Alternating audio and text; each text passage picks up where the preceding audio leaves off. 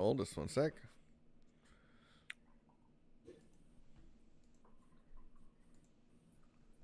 Well, everybody, we are live here on the Meet Jesse podcast. We are joined by Brant Myers. Thanks for joining us. We have Mark over there. Guys, everyone watching tonight, get ready because this is a serious episode. I mean, we always have a little touch of that serious part, but I think this one's going to be a really deep one where if you know someone struggling right now, if you know someone, if you yourself are struggling out there, take a listen because this is something that can probably help you through and get you over that bridge into something a lot better. We're joined by Brant Myers. Mark, I'll let you set this up because, this is a tremendous story. Well, you know that I when we were looking for guests for our show, you have to have character, you have to have a story behind you. Unfortunately we can't take current guys that play in the NHL or NFL because when we do that every time, people go to sleep watching those interviews. You know what I mean? Because there's no story yet. Their story comes after, and I believe Brant, yours did as well. And correct me if I'm wrong. Your story came out more, and no one had any clue to this level. Yeah, first off, thanks for having me, guys. I appreciate it. Hometown boys. Yeah. First one, hometown boys. It's awesome. Could you sort of repeat that again? What's this? What I meant by that is that people didn't really know, like, till the book came out, Painkiller, that most people didn't know in depth, even myself, right? I knew you as a player. Yeah. I knew what you did. You were at the perfect time in hockey to be the tough guy role. That was the perfect timing. Yeah. But people really didn't know till, like, I had no clue. And I went through the whole book from the beginning to the end. And it really is there's a lot to learn here. Well, it's, people have to realize also that I got out of the game around 2005, like when there was no Twitter and there was no Instagram. So when I got a lifetime ban, it was like at the back of the Calgary Herald at the bottom of the newspaper. And nobody gave a shit, right? Yeah. Oh, man. And then I got hired by Los Angeles in 2015. And that sort of put me on the map. But again, it was like, it sort of just died down. And then I think the one thing that stood out for my publicist in Penguin Random House, which I don't know if I'm proud of this or not, but they loved the fact that, I shouldn't say that, they never loved anything about it, but they found it intriguing that I was the only player banned from the National Hockey League for life. And then I got rehired by the same corporation that handed me a lifetime ban. So it's that's how they wanted to spin it. And thinking about it that way, for me it was pretty remarkable after 6 or 7 years of trying to get a job back in the National Hockey League.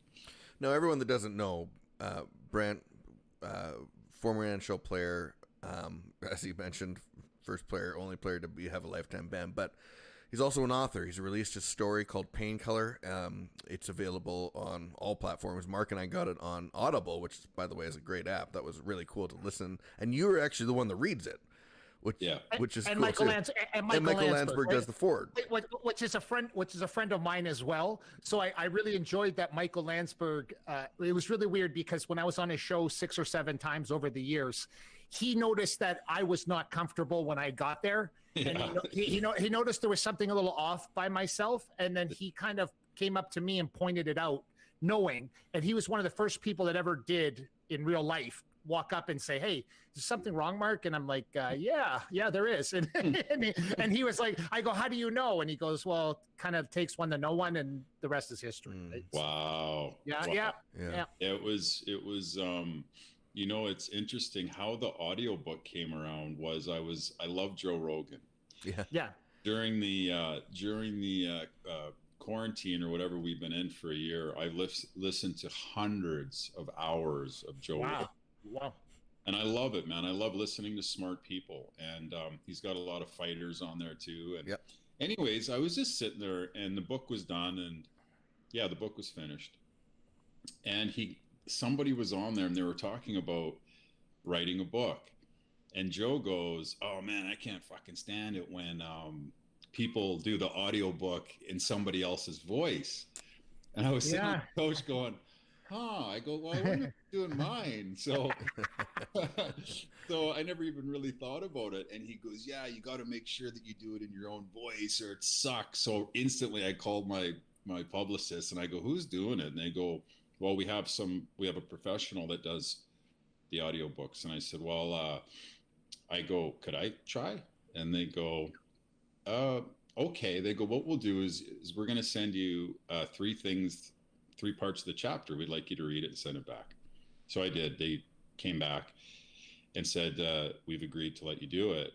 Just get ready to be cut open." And hours and hours to do it. I can't even imagine. It wasn't even, well, that was really tough too. But it was more of when they meant cut open, they meant emotionally. Sure. Yeah, I'm like, yeah, whatever, as if I just wrote it, right? It was way harder than writing the book. Oh, I'm sure. There were moments where I'd walk in for the day, because we'd record for 4 hours a day, and they'd say, "Today's going to be a tough one," and I'd be like, "Why?" "Well, we're on the section of your grandma Joe dying." Yeah. We're on the section of you meeting Chloe for the first time. Yeah, crazy.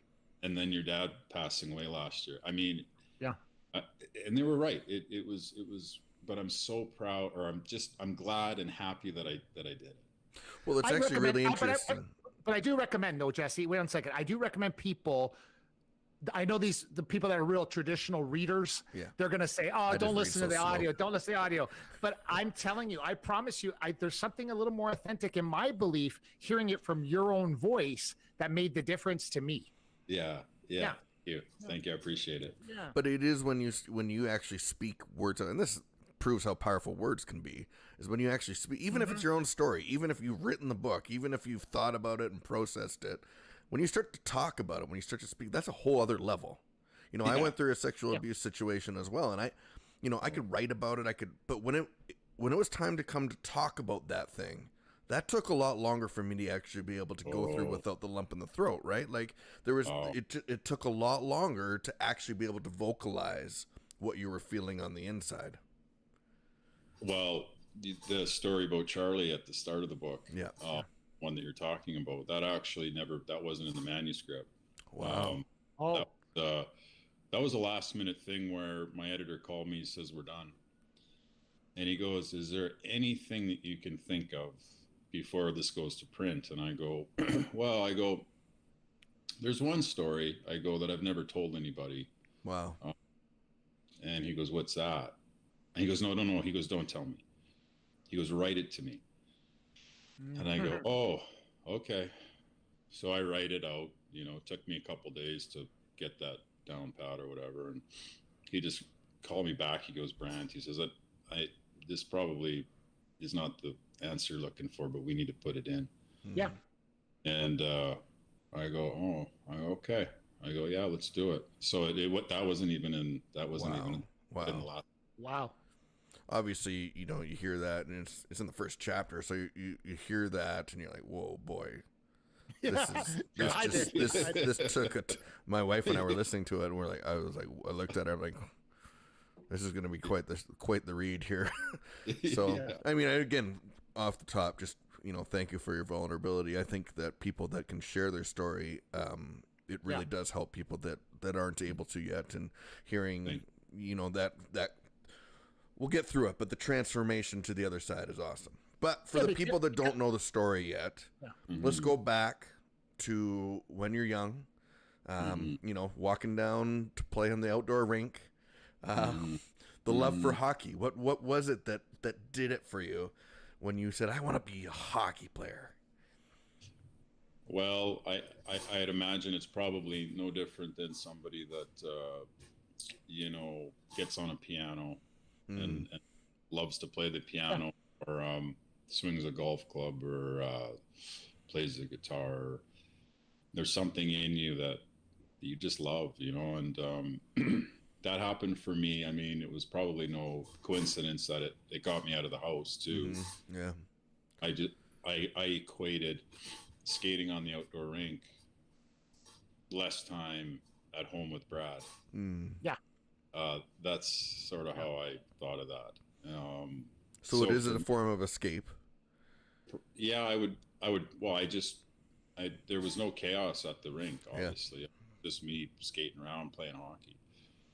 And then that was just a love affair that I had, obviously, when my father entered my life when I was 12, it really changed. And, you know, he gave me a new perspective on just how hard it was going to be. You know, like, I don't think the average child really understands. You know, I got the percentages given to me and all that kind of stuff. But even to actually put a jersey on just for one shift in a National Hockey League, like I played with guys that scored 65 goals in junior and never even got invited to camp. Crazy. Like, yeah, true. It's true. It's true. Like, yeah. There was a guy in Swift Current. His last name was Corierluck, or anyways. That year he had 163 points and he didn't go to an NHL training. That's crazy. How does that happen? So I don't know, but that goes to show you that just because, you know, you score 40, 50 goals, that doesn't guarantee you anything. Wow. But weren't you in an era, though, like your era especially, I know better than most when it comes to hockey. In fact, I grew up in a neighborhood in Windsor, Ontario, where Bobby Probert was one of my neighbors. And right out on spring break, I went with Ty Domi. We were in Fort Lauderdale, Florida together. You know what I mean? Like, I lived in this mecca, like right across from Detroit. And I had all these maniacs that lived right around my house. And to say that buffoonery was going on at that age would be an understatement, because it actually started then, right? And just escalated when everybody had more money eventually. But it was interesting that when you were mentioning Bobby Probert, because I knew Bobby very well. I have a lot of really cool stories, but not for this show. This is like campfire show stories. And when you were bringing him up and you met him in Venice Beach, California, I believe, you were training together. Yeah. I really, it was really sentimental when I started listening to you talking about Bobby, because he really was one of those salt of the earth dudes. You know what I mean? Like, he just was. He wasn't. There was nothing fake or phony or bullshit about him. I don't even think he had that. But what I noticed was everybody that felt like yourself, you, Rob Ray, all those guys, Ty Domi.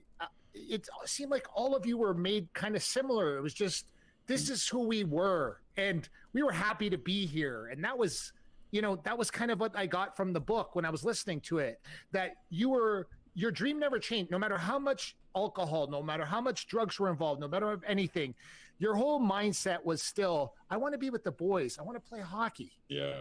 Well, and back to Proby, like, I think it's really important for anybody that has any influence or power, that when you're considered a hero to somebody, sure, you better live up to it. And you know, when we had a slogan walking into the LA Kings dressing room, and it was a really cool one, and it was, you know, would you ask yourself for your own autograph? Ooh. And that one really hit me hard, because it's, you know, it's really interesting to think about that. Are you conducting yourself in a way where you'd want your own autograph? And when I met Proby, it was no different than when, you know, he was bigger than life to me. I didn't tell him that at the time, but Wayne Gretzky was the same way. And Gretzky was already a god, but Gretzky became, you know, now the ruler of the universe, rather than the rule of Earth. When I was in Los Angeles, when I was training with Proby, we trained at this boxing gym. Bob Dylan owned it, and I went down there, and I'm getting my hands taped up for my trainer Dave, and he goes, "Oh, there's a guy in the ring. He's just warming up. He's going to be your sparring partner for a couple of weeks. He's getting ready for a movie." And I'm thinking, "Oh, a movie, hey?" So as I'm walking up, it's Ben Stiller. At the time, so he's, you know, I've got a jersey on him, and I'm trying to punch him in the face, and he's ducking and dodging, and he said he was getting ready for the Dodgeball movie back then. But my point to all that is that if you're a person that people look up to, make sure that you have a responsibility And I've been lucky that my heroes that I've met have just become bigger than life. Do you think that's a lost thing right now, though? Like in the NHL, NFL, you think a lot of guys, because I hear them all talking about how, hey, I don't want to be your kid's role model. Don't look at me as a role model. I make $97 million, in my contract, and I'm nobody's role model. I don't give a shit about nothing. And that is the narrative in the NFL right now. Definitely in the NFL. In the NHL right now, we don't know anybody. So NHL's changed immensely because no one knows Connor McDavid. Nobody knows these guys because there is no interviewing them like back in no one sits down with Connor McDavid and does a 60-minute interview. It's never going to happen, right? So you don't know these guys. So what I'm saying is that you hear the guys NFL always talking about how, hey, I'm nobody's role model. I don't care. If I want to go out and, do the stripper thing and do whatever, don't have your kids watch me on Twitter. That's kind of their mentality. Well, Sidney Crosby's been a pretty good guy to. Yes, yeah, he has. Yeah, he has. He's another one of those guys that you shake your head at and go, "Wow, the guy's never in trouble." Like never. I don't think I've ever seen him even out for dinner on. It's incredible. Like, and Gretz and Mario and those guys were the same way. The discipline. Yeah, it was just they just didn't really care about the limelight. I think the National Hockey League. I don't know why Connor McDavid or Austin Matthews' face isn't plastered on a Hollywood boulevard. I totally agree. I don't understand if you're considered the 4 major sports in the world, and you have so-called the 2 best players in the world, they got to be plastered fucking everywhere. I agree. No, but he could walk downtown in Hollywood and I don't know, maybe one kid might know who he is. You're right. That's unfortunate, but yeah, no, it is. But I don't know if it's the marketing dollars behind that. I don't know if it's the player. I don't know what it is, but I believe that they can do a better job in that for sure. I agree. We talk about that all the time. Now, is it partly that maybe stories like your own and they're trying to protect the guys from this kind of stuff now? Like, let's not have them too much in the limelight because you never know if they're going to tip or what. What do you think that is? I mean, you look at who's got the most followers on Instagram. It's PK Subban. Yeah, that's true. You're right. Nothing against PK, but Austin Matthews and Connor McDavid should have more followers than PK. I agree. Yeah, 100%. So in my mind, I think that I don't know if it's commercials. I don't know what it needs to be done because I'm not a marketing guy, but this has been going on for a while with this league, and they wonder why sometimes their TV ratings are down. Mm-hmm. LPGA golf has bigger ratings than the NHL in the United States of America. Imagine that. Yeah, and that's again, it's maybe they keep the blanket on these players a little bit too much, but people want to see personality. They're tired. They do. That's it. Interviews that they get all the time. Yeah, I had to dump the puck in tonight. Yeah, worked really hard. Yep. And it's like, oh my God, like you're putting the snooze button on. Exactly. We had Kelly Rudy on a few weeks ago, and he mentioned that. He said when he'd play, he'd be brought into the broadcast and actually sit down for a 10 to 12 minute interview. They put the towel over your shoulder, he had his helmet off, and they'd be sitting there talking to you for 12 minutes. It's hard to toe the little 30-second line. For 12 minutes, you actually have to talk about something real in that point. Well, I think the National Hockey League should pay for a certain amount of players to have to pay for their PR and social media person to literally that's a great idea. spend I don't know how many hours a week, but we're going to be with you. This is sort of you're required to brand yourself. Yeah.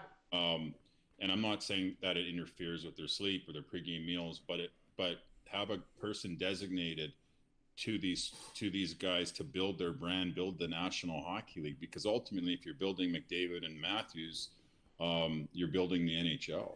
Correct. Let's talk about the NHL for a little minute here. Like,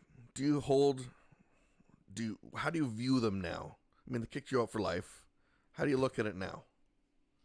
Oh, in what terms, though? As in, what do I think of the game, or what do I think of? I think in the league, in how how they handled your situation, how they handle maybe other situations now. They were amazing with me. Yeah. I mean, absolutely incredible. I look back and I remember when I was broke and I got out of the game, and this is right before. Before I got sober. and they kept giving me $1,200 a month from this emergency assist fund, which really helped me. Like it helped with child support and a vehicle payment. And I believe they sent it on the 10th of every month. And every time that about 6 months later, every time I walked up to my mailbox, I'm like, no, there's no way it's in here again. And it was.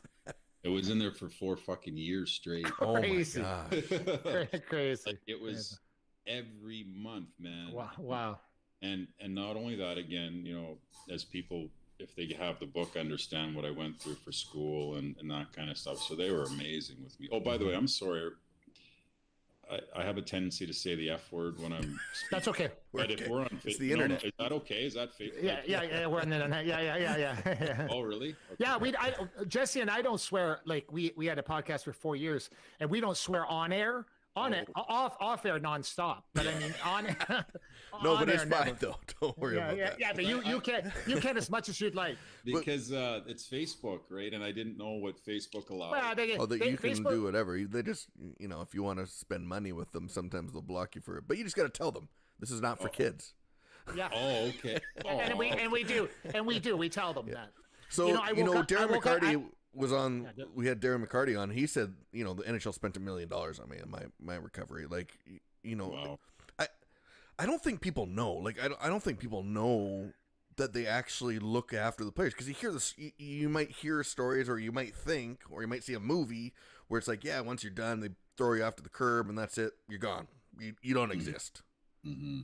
Mm-hmm. But it's not like that. No.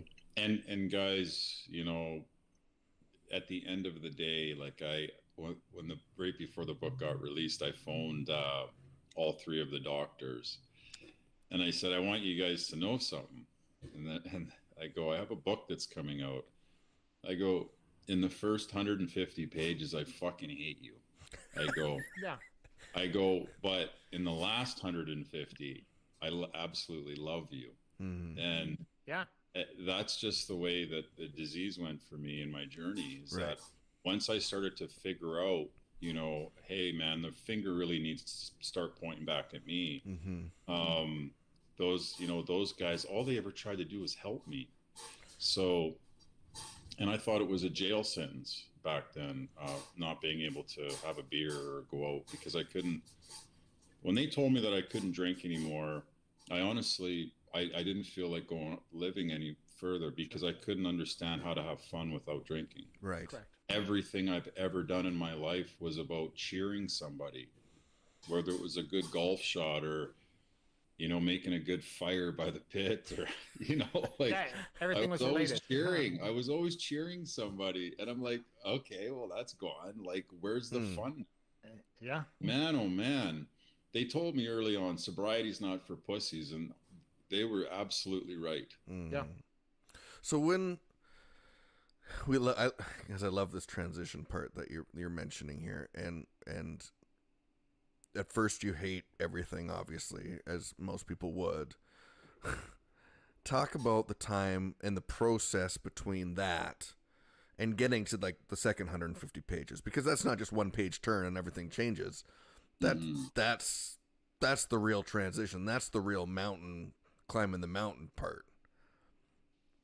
Well, I also don't want to give away too much of the book. I know. No. Don't blow it all. Like I still would like people to read the story. But let's just say that, you know, I didn't realize that, you know, Brant Myers was suffering from something that wasn't something that, you know, like, let's just say a willpower thing where, Yeah. you know, I don't want to eat more chocolate bars anymore, right? I could throw away my eat more chocolate bars and probably never have one for 6 months. I couldn't do that when I drove by a liquor store, and I couldn't do that when I had 3 or 4 beer in me and I'd call a cocaine dealer. Mm-hmm. It seemed to be that I was out of control. I lost the ability to make the decision to say no, and that for me was constant up until I had a spiritual shift February 18th of 2008 after being arrested. Mm-hmm.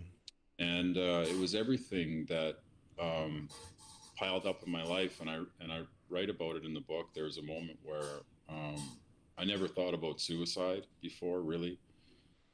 But that night, it was actually, a point where it was starting to become the unknown was going to be more attractive than the known.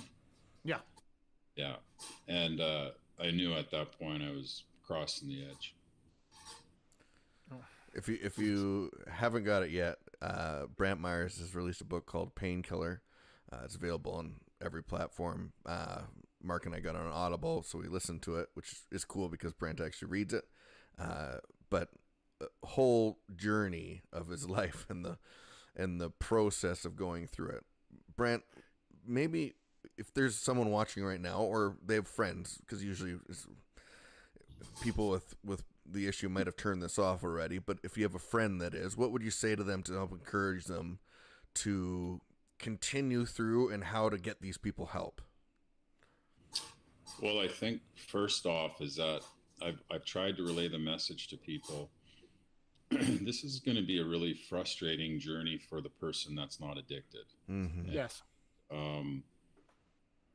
You're going to get really angry with your loved one, and you're not going to understand what's going on. With cancer and all these other things, you walk in and the doctor says you have it. Here's Right. That's it. Yeah.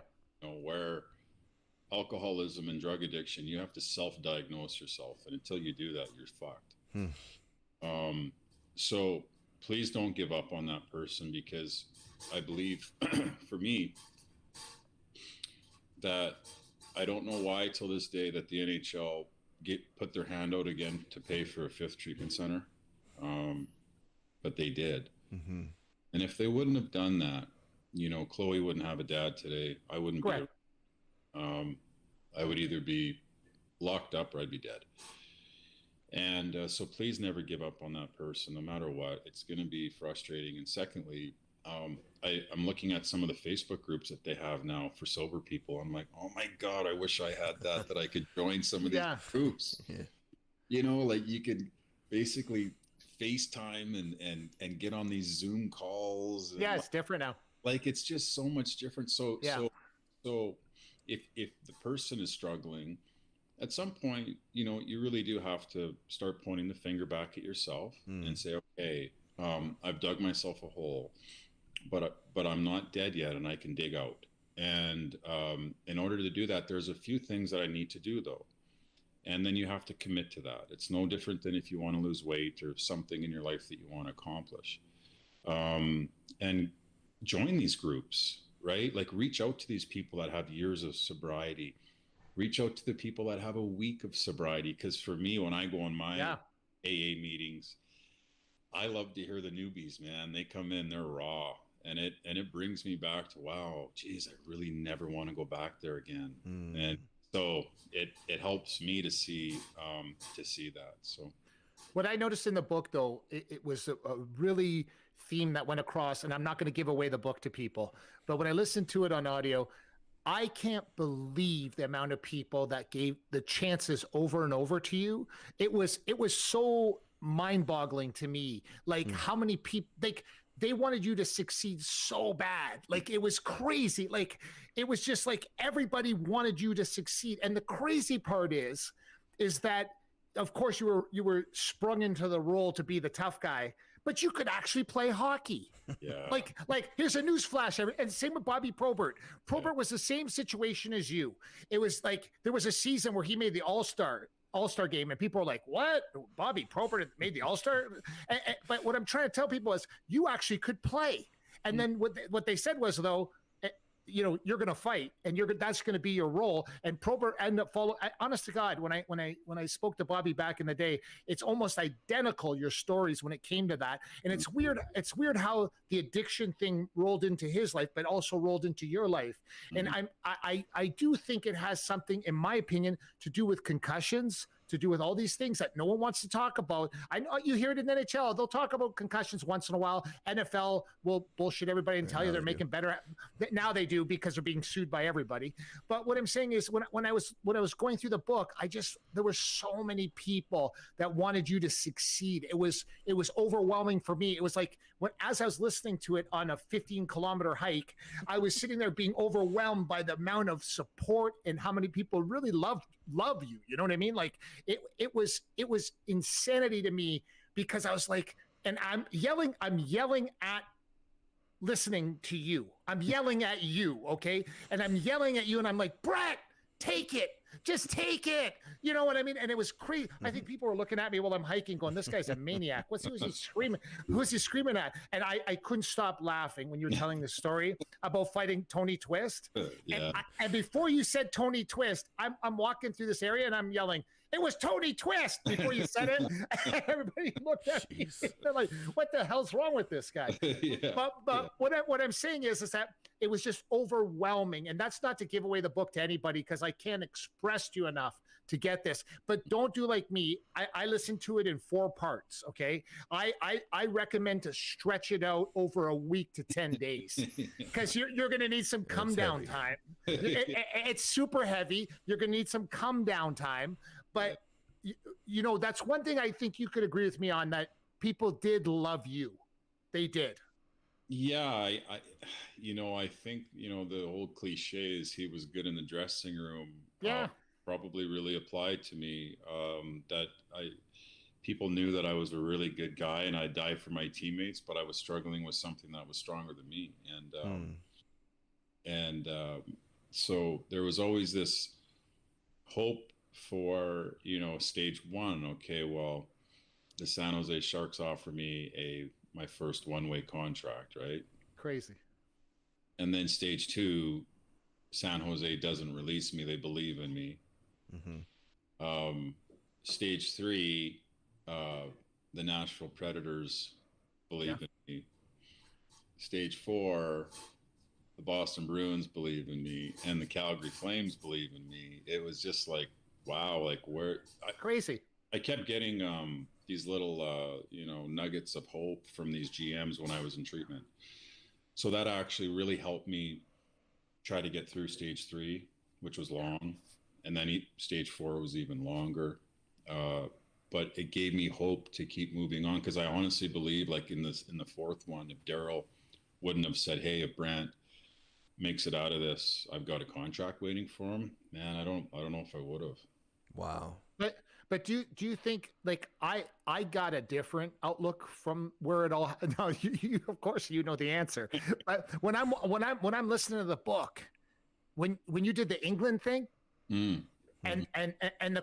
I think it was like the perfect storm, I called it.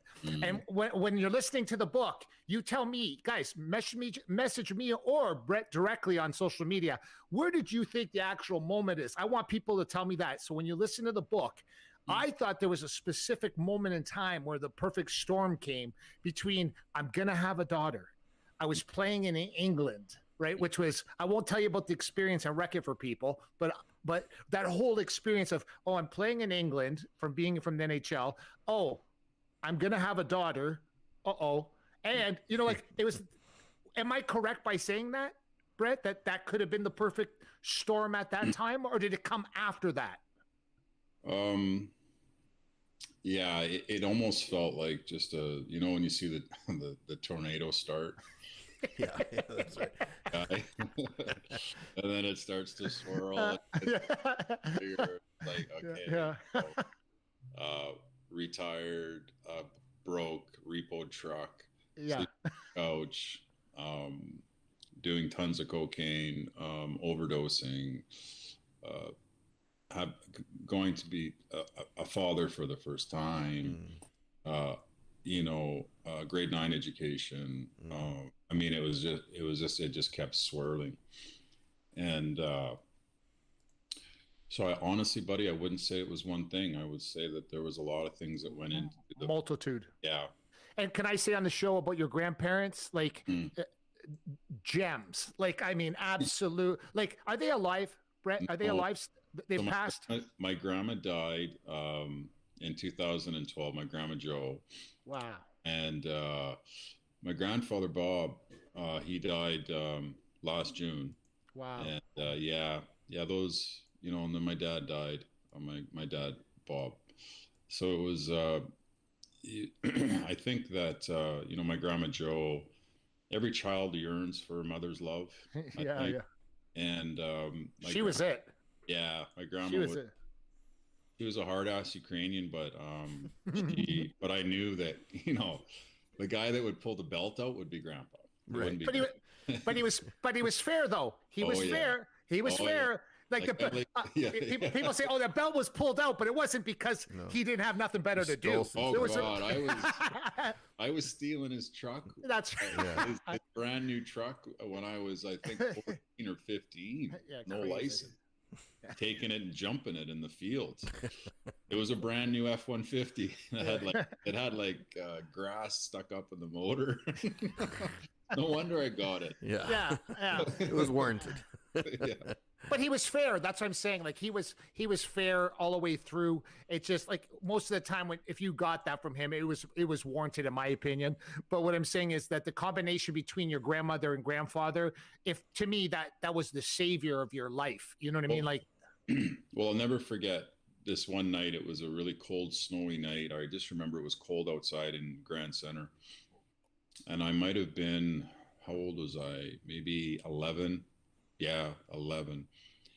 And we were watching TV, and I just remember my grandma saying, "Bob, Brad's at the door." So that would have been the Brad in the book. Yeah. And he wants to take the kids. He wants to take Brant and Cher. And my grandfather was like, so Gramps gets up and he goes to the door, and I just remember seeing Brad's face, and he had this really big black beard, almost like, not as long as yours, sir, but a little bit shorter. And he had that look in his eye, and it was that scary look. Mm-hmm. And I just remember that when the door shut and he left, that feeling of safety. Yeah. Because when my mother was getting physically abused back in I guess it would have been 1979, 1980, the cops showed up, and she'd be bleeding with a black eye, and they'd leave. And they didn't arrest anybody. Nobody got arrested back. And I'm like, what the? So anyways, my point is that I always felt safe at my grandparents. Mm-hmm. But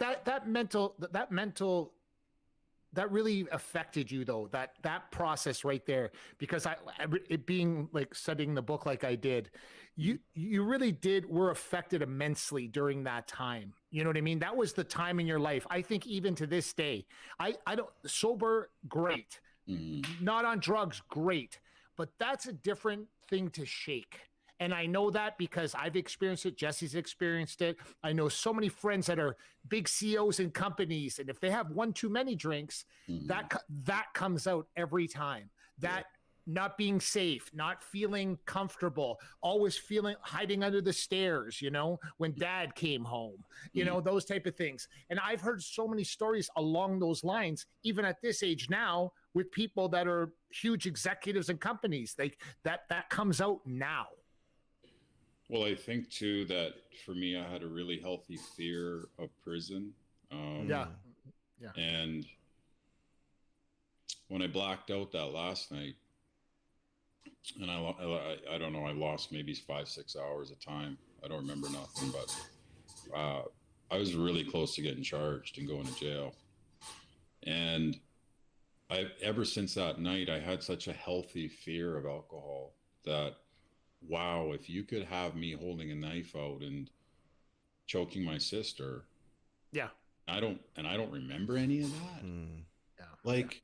Whoa, this is way more powerful than I expected, And so I said to myself, well, you remember how your head would always tell you, you can have one cold one? Yeah. Well, I now look at one cold beer and I equate that to jail time. Wow. Yeah.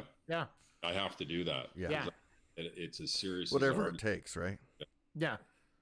You mentioned that too, though. At one point in the book, you were talking about endorphin release. And I think people don't understand that when it comes to mental illness, addiction, and all these other things, that you can maybe substitute that. When you were talking about, there was a period of time when you were in rehab at one point where you were boxing every day, you were getting in shape, you could see that flat stomach. And what I'm saying is that's very addictive, and it's good for people with addiction. It's good for people with mental health.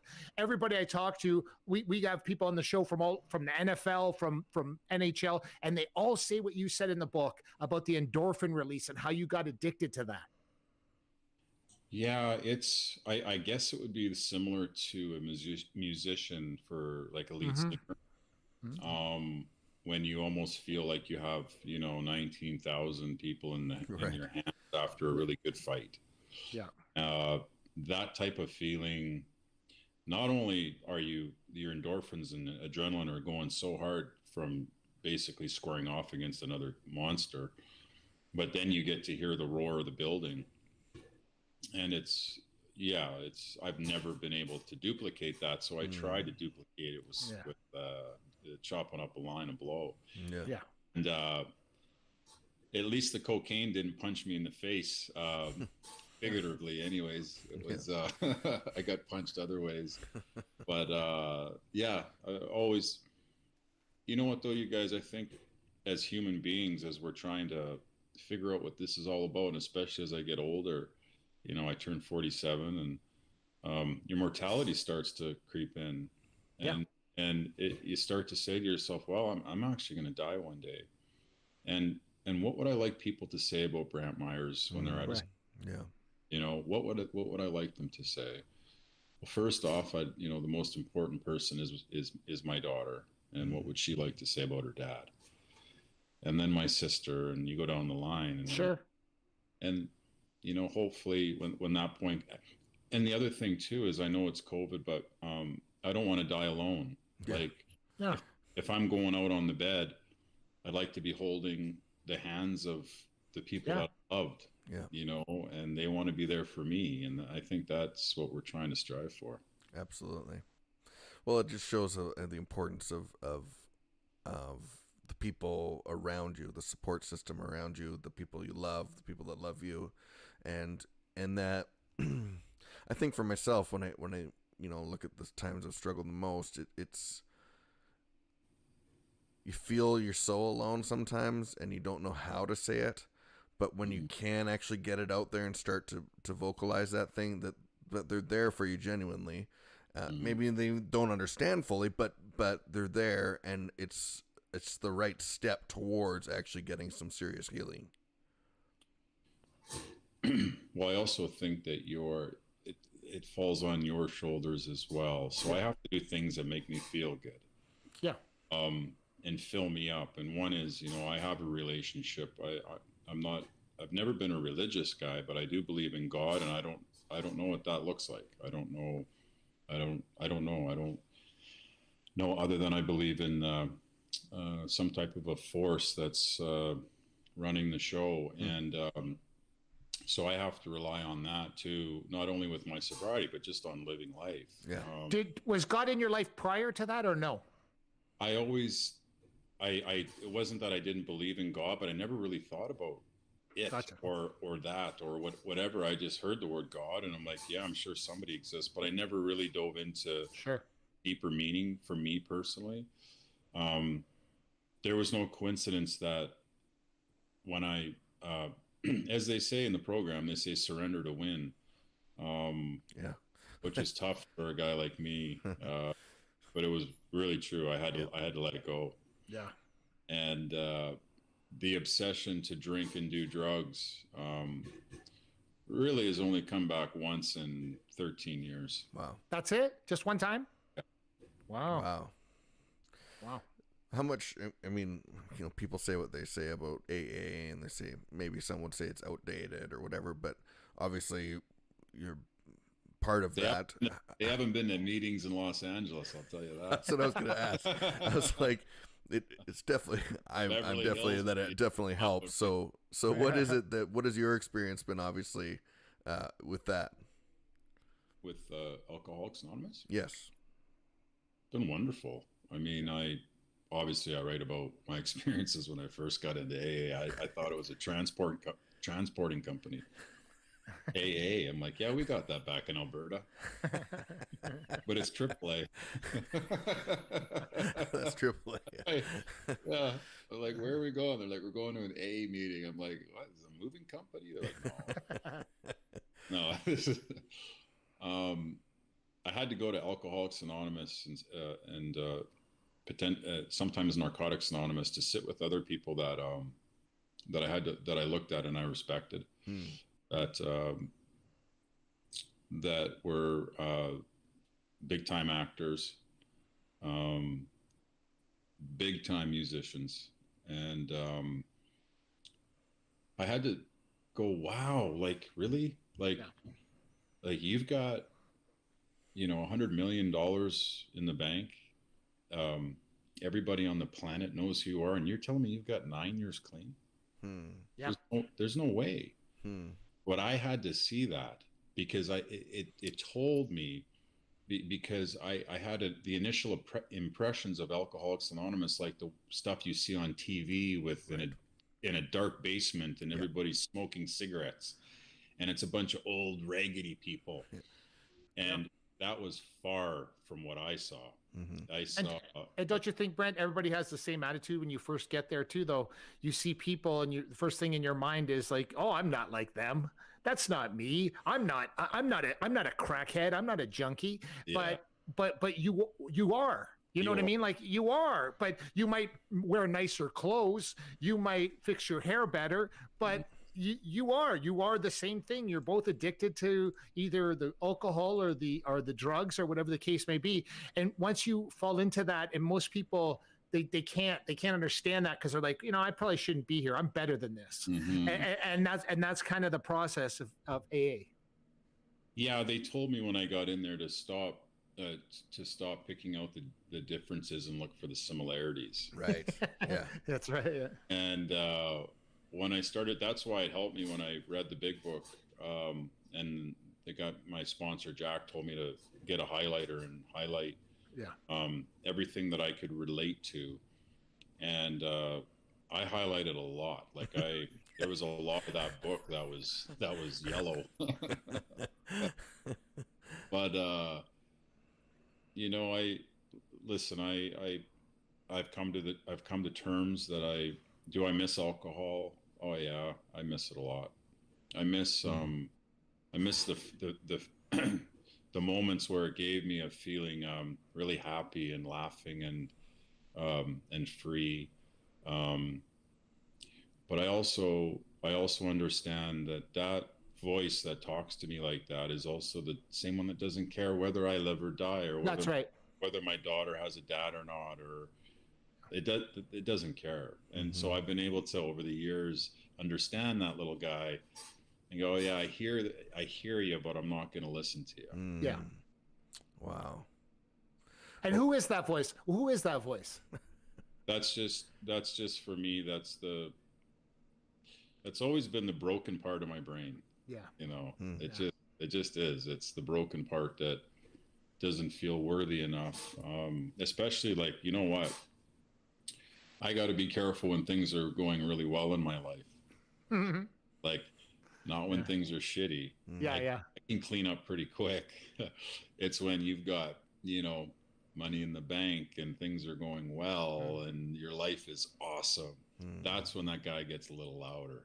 Why? Do you feel like you don't deserve it? Is that why you feel like there's something in your brain that tells you I don't deserve it? Or I just think that I had such a love affair with cocaine and Jack Daniels, that it's like when you fall in love for the first time, or there's a girl that you were infatuated with, it'd be like her sitting on your couch every day and you can't touch her. Yeah. Like I see ya.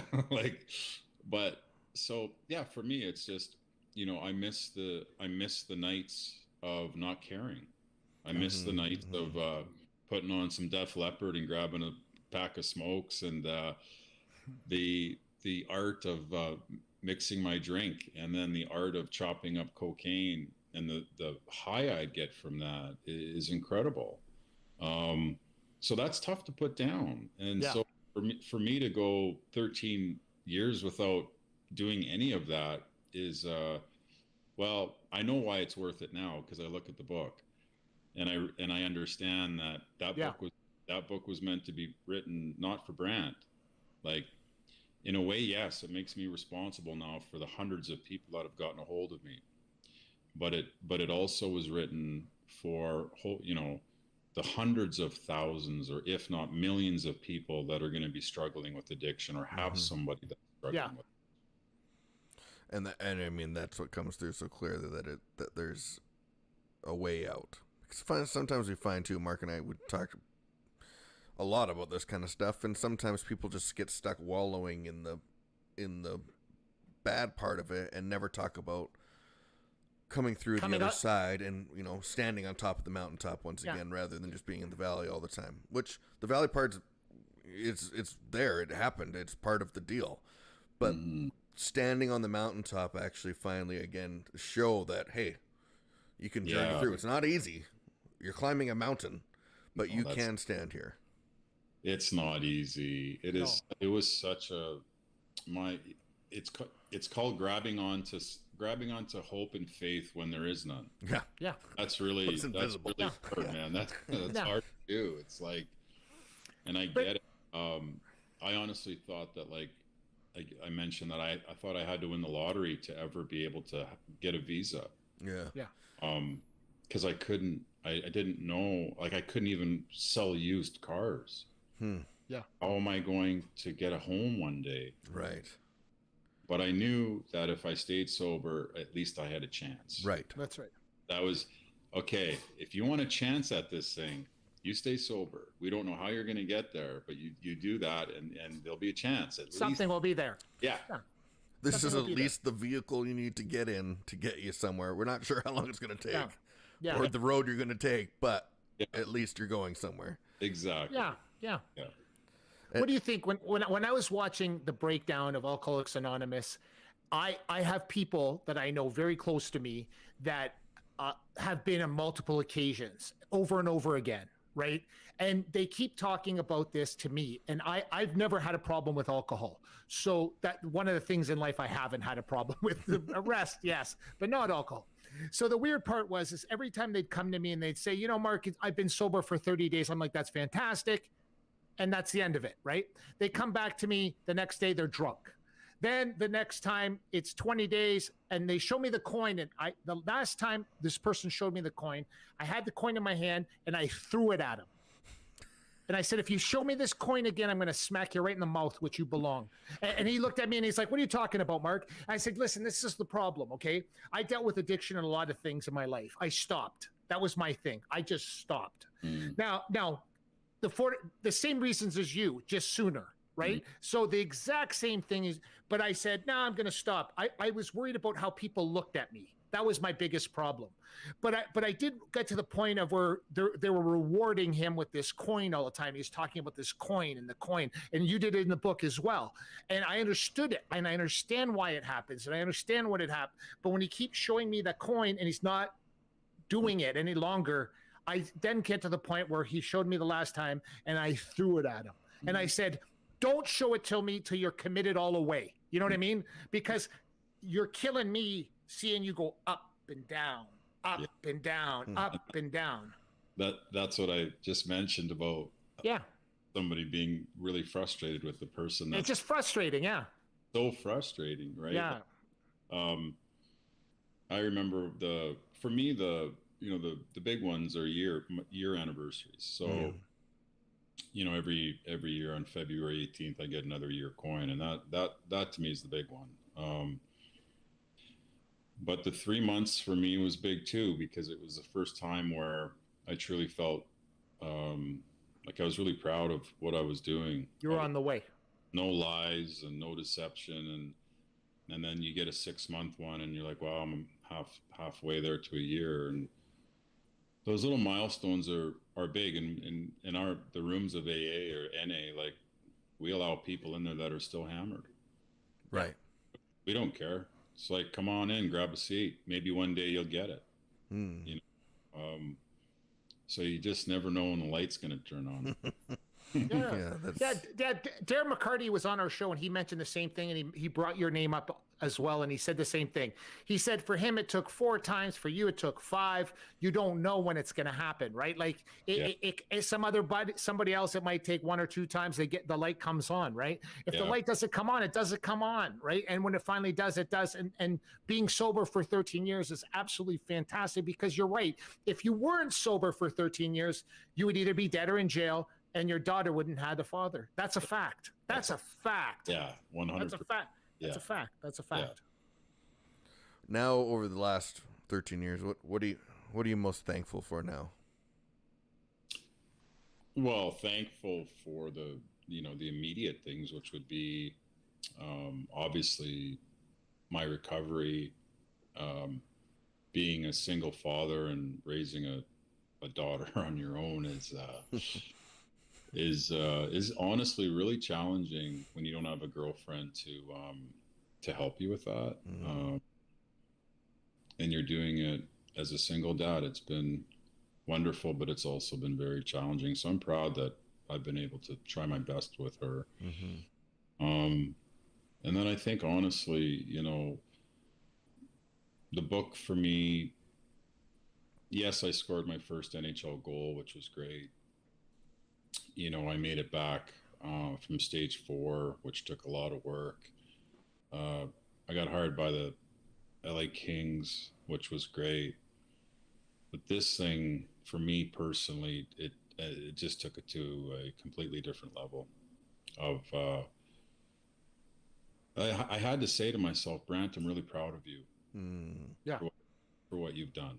Like, I had to acknowledge, I don't take, when people say nice things about me, I don't take that very well. But I really had to look, when I read the book, when I got it at home by myself and I read it, I obviously, I'm a crier anyways, but I had to put it down a lot because of the tears were really flowing hard on that book. But I also had to say, hey, I'm really proud of you of what you've done. Yeah. And so yeah, that would be it.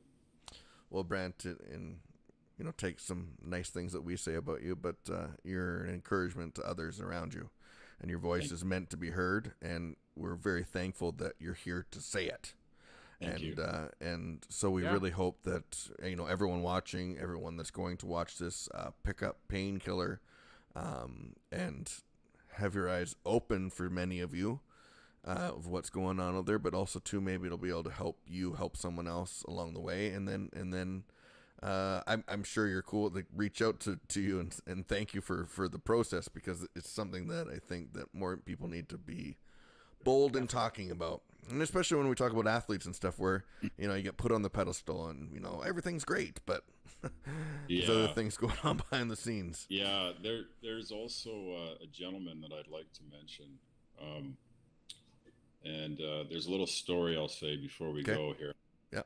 So a gentleman reached out to me, and I don't want to mess up his last name, but it's David, and then the last name is Waronker, Waronker.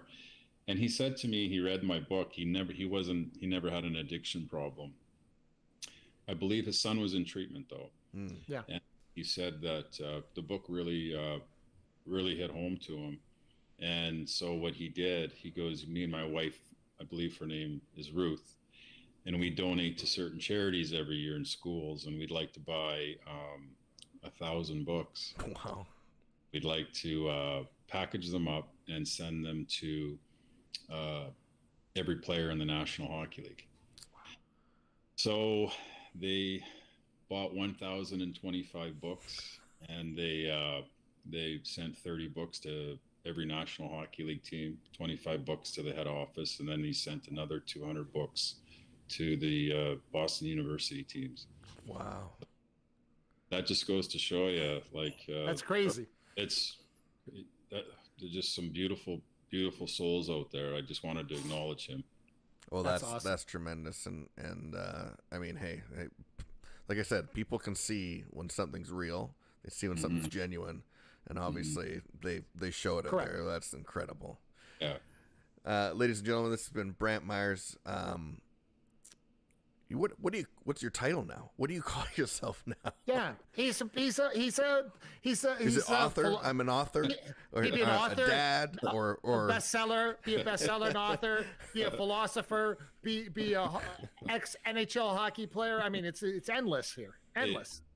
It's funny, you guys. Right before David called, literally the night before, a friend of mine calls me. He goes, well, how's the book doing? What are the numbers? Have they given you any numbers? And I go, listen, man. I call God the big man. I go, the big man will sort that all out. Yeah. I go, he's the PR behind this, right? Yeah.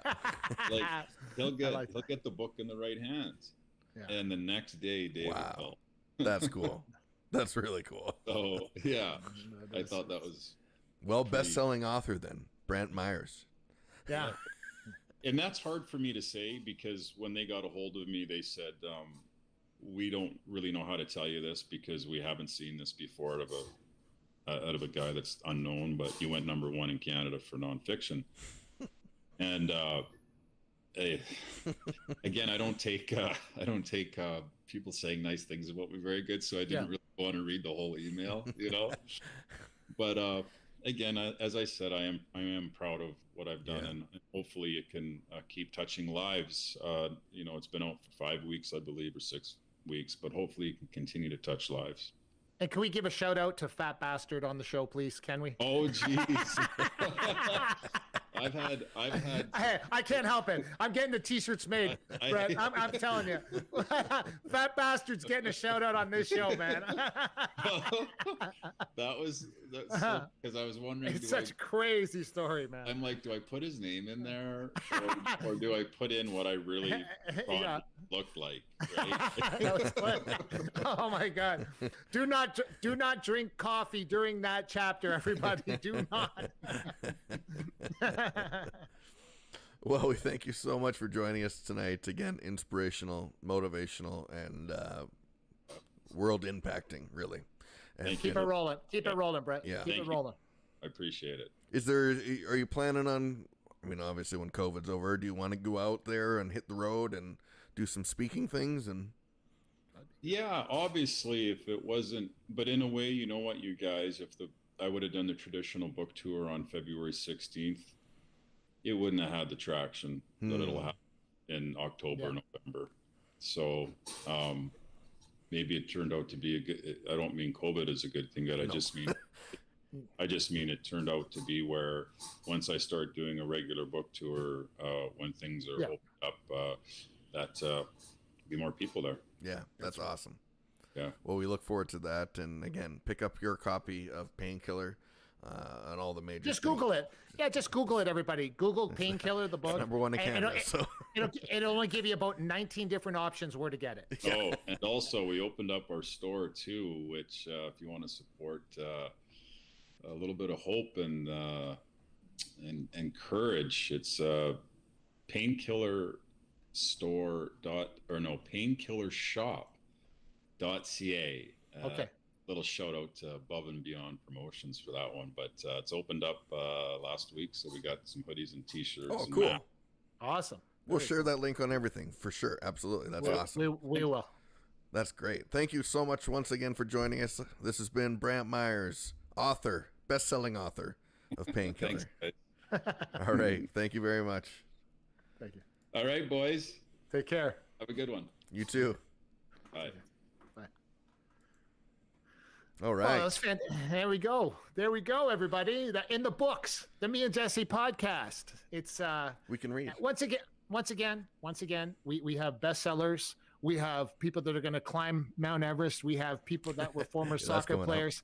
We have NHL, NFL, you name it. We got it. Next week, our first female guest is actually joining the show. Yes. Yeah, I'm looking forward to it. I've already been studying. Caroline's going to be on the show next week. And I've already started. Sportsnet. Now starting another show. And so it'll be exciting. She was a Team Canada soccer player. So played in the World Cup for females. And like I said, I'm looking forward to it because she's got a ton of personality. She's, it's our first female on the show, and I'm looking forward to it. And she knows sports, which is fantastic. Also awesome. Yeah. Thanks. Don't forget about Boston Pizza. Our people at Boston Pizza, please go ahead. Oh, yes. Please check out, now that, we're allowed to go out to a certain degree, please head over to Boston Pizza, Hampton, and Windermere Market. Say hi to Terry, the owner, for us, and enjoy your time there, because they have the game on. You can watch all the stuff, and Yep. it's always a great time over there. Get the pierogi pizza. Yeah. I only hear great things about it. So There you go. get that. Yeah. One thing I do want to say before we end is that, what does France have against Croatia? I don't know. What do they have against They destroy them in the World Cup, and then Nagano destroys. I don't want to say destroyed. It wasn't a destroying kind of thing. And listen, we're a very small country. We're the size of Toronto. So once again, people are very delusional when they want to talk about that. Hey, I told you that was going to happen to Stipe. Oh. I knew that was going to happen. Listen, there's a problem in people don't want to listen to me, but you want to talk about MMA and boxing, you listen to me, okay? Because I told you I think I was 100% on the main card. Like, every fight I got right. Because well, there's no surprise. There's no surprise, because I know fighting. It's ridiculous now. I sit and listen to people talk about it now, and I'm like, it's embarrassing. But when I talk about it, it's like E.F. Hutton. You should just shut your mouth and listen to me talk about MMA and boxing. And you know what? It's becoming more like that too. I have MMA first, boxing second, and thirdly now, I'm becoming a little bit of an NFL expert. So really, those are the three topics that we'll see what you put on the Raiders this year. Well, I'm not going to say nothing about the Raiders right now, because not yet. Once the schedule comes up, 17 game schedule now. I already know what it's going to be. I already got the record already. I don't even have to tell you what it's going to be, because I already know what it's going to be. And you're looking at 9-7. That's what you're looking at. All right. And that ain't going to make the playoffs. I think you got the numbers backwards. But, yeah, hey, and why am I going to argue with you? You've been right 3 years in a row. I'm not arguing with you, man. I'll see the schedule. I got to wait to see the schedule, though. And don't forget, we're going to have our website coming out soon. Yes. meandjesse.com. meandjesse.com, everybody. Buy your T-shirts. Or your mug. Show them that mug. Everybody wants a mug. Yeah, everybody wants a mug. You know what we're going to start doing too? We're going to send our guests mugs. They deserve it. They do. Everybody wants a mug, and we're going to start doing our mugs and get them out. Hey, don't forget, announce on the show who won the Hall jersey. Hull jersey. The Hull jersey, $1,400 frame jersey signed by Brett Hall. $1,400. It's not a little prize. It is not. From Spruce Grove, Guy White has won the jersey. We're going to get that over to you probably in the next week or so. Yeah. And we'll get that over to you. We might even have to drive up in person. What do you think? And give them a little hello, how you doing? And I'm glad someone from Spruce the Grove won it. So I'm happy about that. Me too. Loyal fans over there in Spruce Grove. Exactly. Support the Me and Jesse podcast. What's wrong with you? Who we kidding? And hey, everybody, the beer review on our YouTube channel, youtube.com. If you're watching today on our YouTube channel, get over to the beer review. Jesse, I broke his balls till the cows came home to start doing this beer review. It is absolutely fantastic. The reason why I'm telling you it's fantastic, because I've laughed multiple times watching it. So if you don't, it's part of the Me and Jesse podcast now, but it's on our YouTube channel, which you'll see other things coming up in the near future that will be on our channel. Yes. YouTube.com/ Me and Jesse. Yeah, subscribe. Or no, wait. Well, what are you going to do? That kid talking about toys and dumb shit like that? Come get on the Me and Jesse podcast, okay? I've had enough of it. Listen to me when I tell you this. You can already tell that I'm going a little cuckoo, which is a great thing. And what I'm trying to tell you is no one's going to bring better guests to their shows than we are. And it's just going to get bigger and bigger and bigger. So jump on the bandwagon now. Tell everybody. Pretty soon, don't worry. When you get to our website, you'll be able to order our mugs, T-shirts, our T-shirts. All right, everybody. That's Mark Pavelich. I'm Jesse Martineau. This has been the most exciting 60 minutes you spent on Facebook or YouTube or the internet this week. Very important 100%. Show. It was a great show. Thanks so much, Brant, for joining us. Tune in next week when Carolyn Swed joins us, and we'll have another great show. Get Brent's book. Get the book, Painkiller. It's out now. Pick it up anywhere. All right, everybody. We'll see you next time on the Me and Jesse podcast. Thanks for watching the Me and Jesse podcast. Follow us at facebook.com/Me and Jesse.